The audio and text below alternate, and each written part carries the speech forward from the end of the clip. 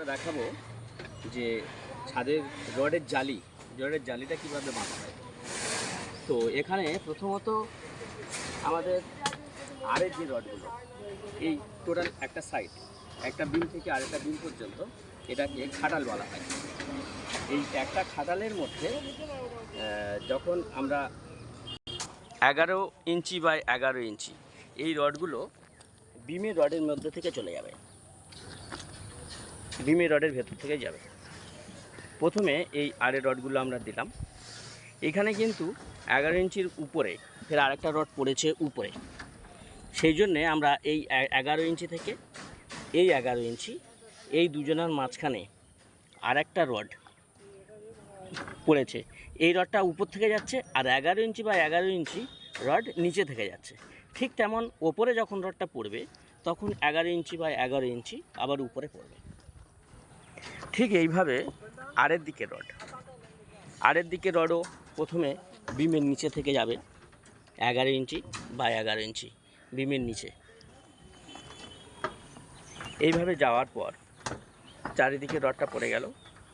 পড়ে যাওয়ার পরে পরবর্তী সময় আবার পড়বে উপরের রডটা, যে রডটা ছাদের অর্থাৎ বিমের উপর থেকে যাবে। এইভাবে আরের রড 11 ইঞ্চি বা 11 ইঞ্চি নিচেই গেল, তারপরে 11 ইঞ্চি বা 11 ইঞ্চি উপরে অর্থাৎ বিমের উপর থেকে যেটা যাচ্ছে তাদের মধ্যে ক্র্যাং উঠছে। এই যে ক্র্যাং উঠছে, যে রডটা বিমের উপর থেকে যাচ্ছে সেইটা ক্র্যাং উঠছে। ঠিক আরের দিকেও যেটা বিমের উপর থেকে যাচ্ছে সেটা ক্র্যাং হচ্ছে, আর বিমের তলায় থেকে যেটা যাচ্ছে সেটা আদৌ ক্র্যাং হবে না। অর্থাৎ যখন এই খাটালের মিডিলে এসে পৌঁছালো তখন সব রডটা উপর নিচ প্রত্যেক রডটা চলে আসলো ছাদের সঙ্গে।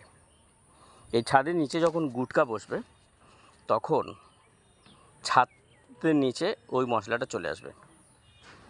এইভাবে কন্টিনিউ বিমের মধ্যে যে খাটালটা আছে খাটালের মধ্যে এইভাবে রডটাকে সাজানো হবে।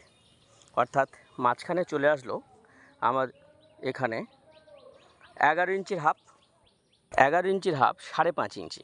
যখন রডের থিকনেসটা কেটে যাচ্ছে তখন দেখা যাচ্ছে 5 ইঞ্চি থাকছে।